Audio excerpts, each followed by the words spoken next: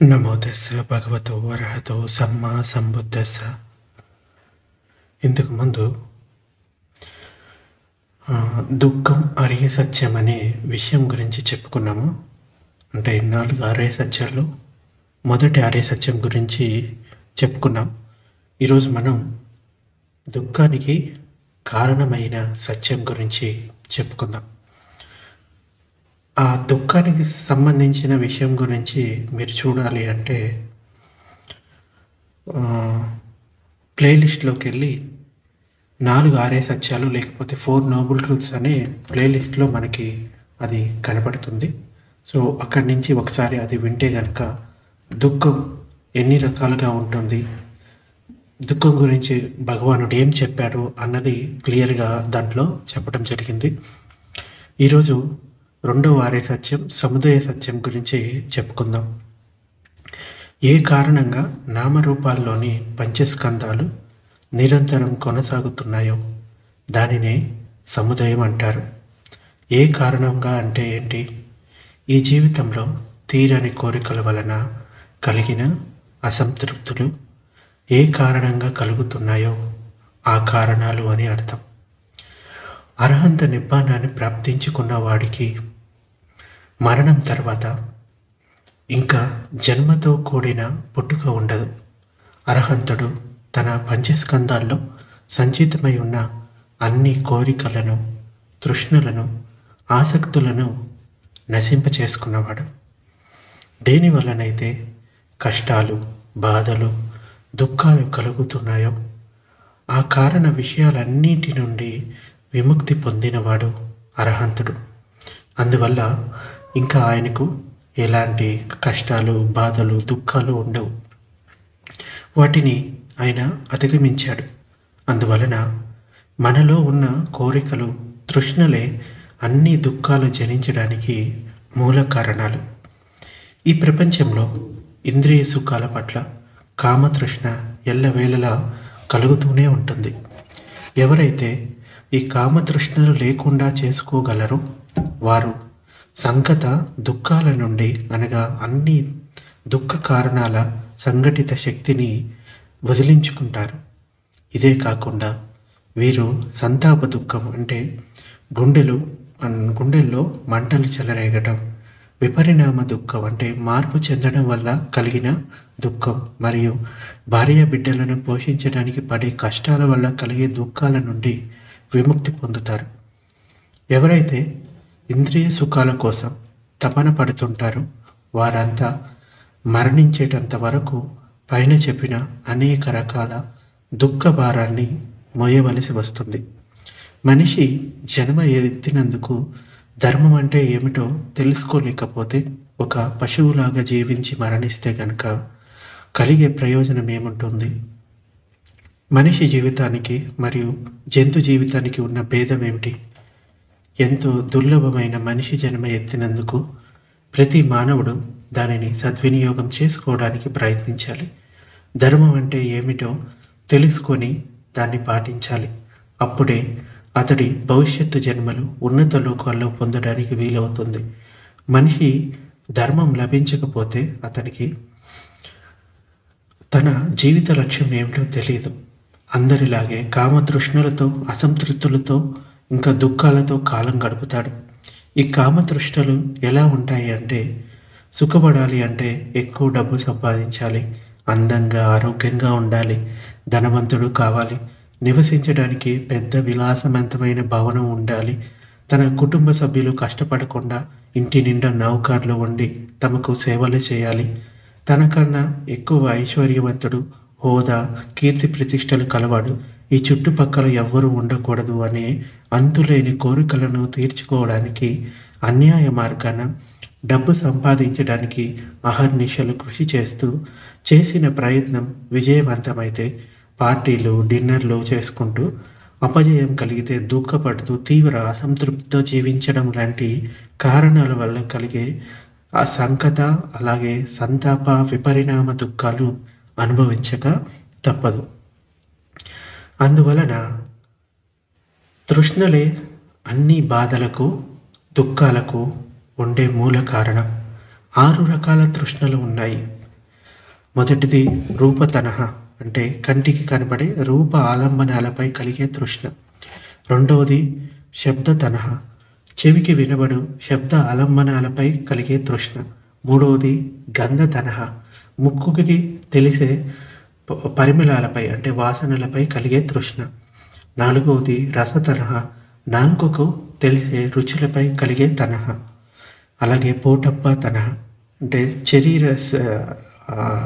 చర్మానికి తెలిసే స్పర్శలపై కలిగే తృష్ణ. అలాగే దమ్మ తనహ, అంటే మనసులోని ఇష్టమైన భావాలపై కలిగే తృష్ణ. ప్రతి తృష్ణకు 4 ఉపతృష్ణలు ఉన్నాయి. ఇలా పైన చెప్పిన 6 తృష్ణలు ఉపతృష్ణలతో కలిపి మొత్తం 24 తృష్ణలు అవుతాయి. రూపతనహ అనగా కంటికి కనబడు ఇష్టమైన రూపాలపై కలిగిన తృష్ణ. ఇటువంటి ఇష్టమైన రూప విషయాల వలన ప్రాణులు సంకత, అలాగే సంతాప మరియు విపరిణామ దుఃఖ భావాల నుండి విముక్తి పొందలేరు. ఎలాగంటే ఆయుధనం ద్వారా కలిగిన తృష్ణ వలన అది లభించేటంత వరకు, తన సొంతం చేసుకునేటంత వరకు అది కావాలి కావాలి అని ఆ రూపాలపై తృష్ణతో అసంతృప్తితో రగిలిపోతూ ఉంటాడు.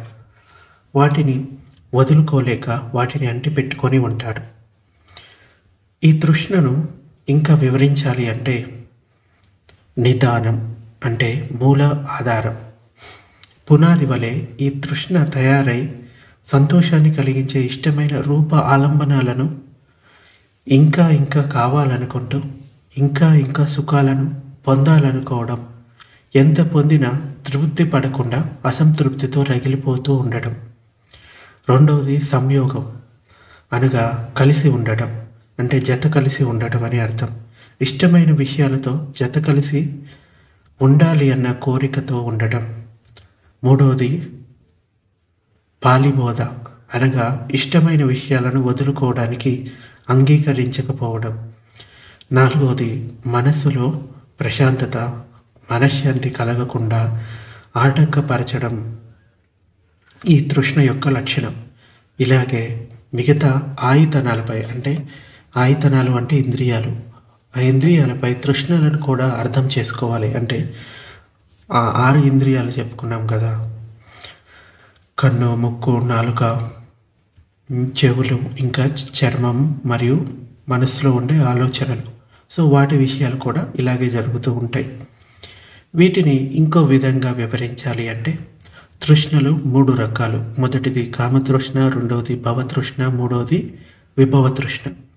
కామతృష్ణ అనగా ఇంద్రియ విషయాల పట్ల, సౌఖ్యాల పట్ల, కలిగిన కోరికల పట్ల కలిగిన ఆసక్తితో కూడిన తృష్ణ.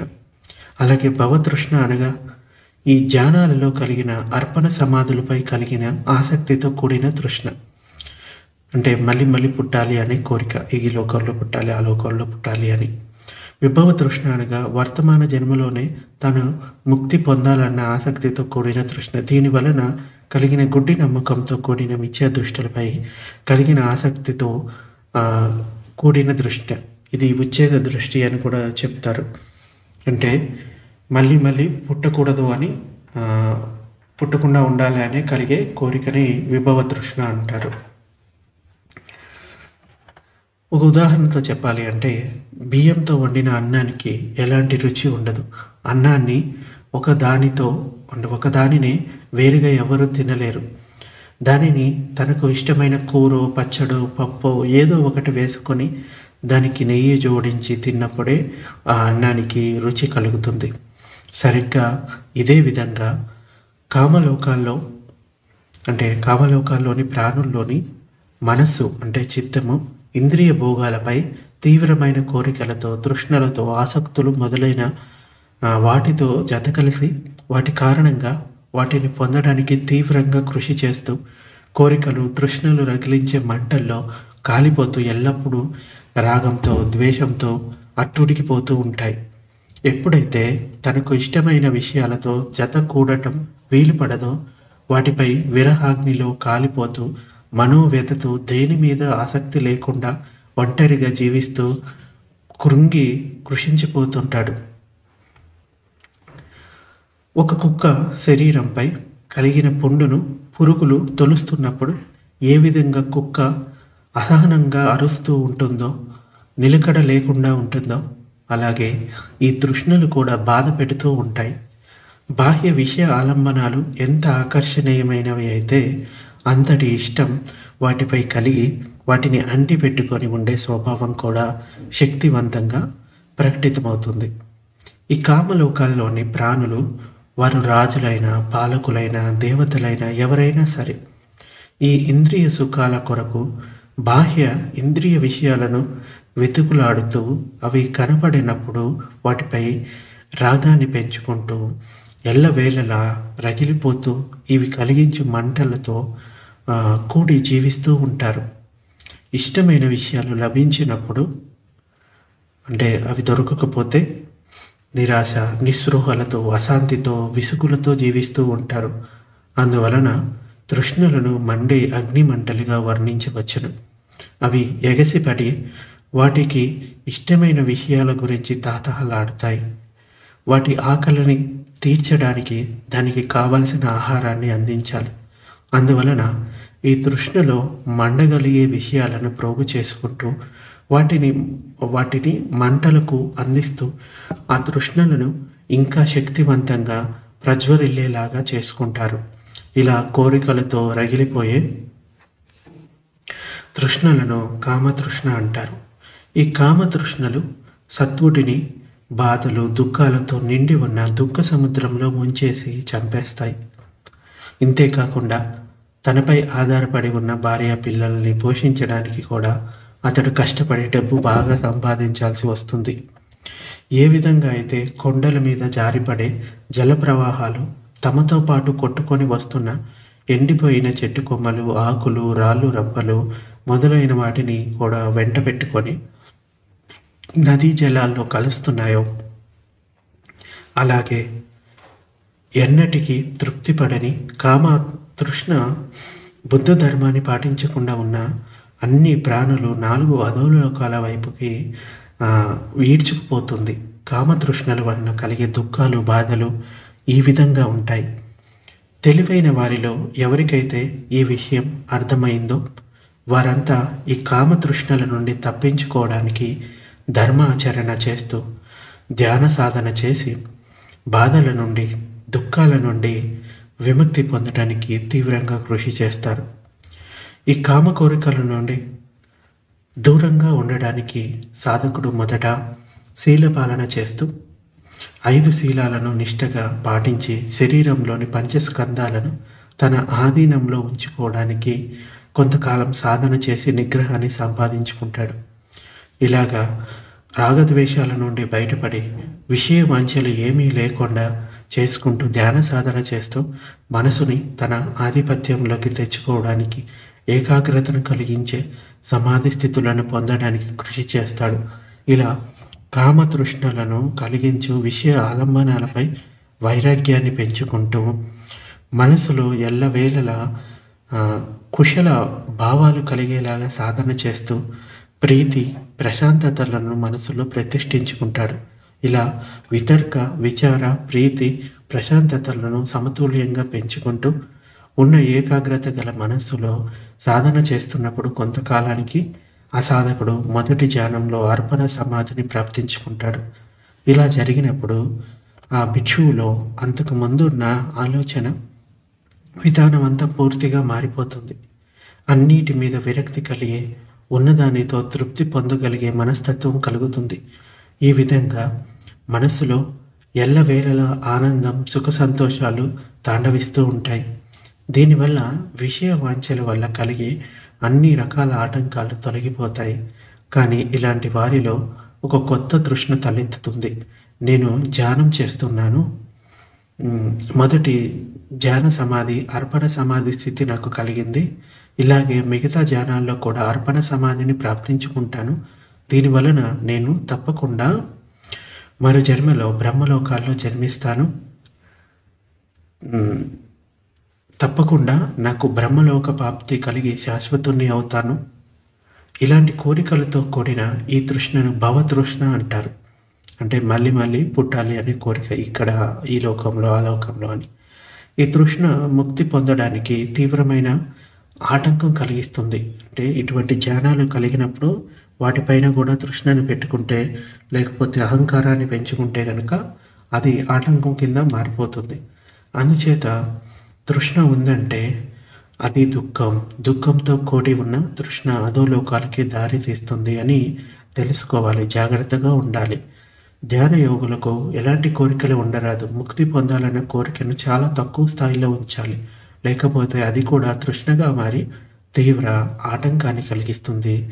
ఇలా ఈ దుఃఖ సముదయ సత్యం అనేది ప్రవర్తిస్తుంది. సో ఇది దుఃఖం కలగడానికి కారణాల గురించి ఈరోజు చెప్పుకున్నాం. మిగిలింది రేపు చెప్పుకుందాం.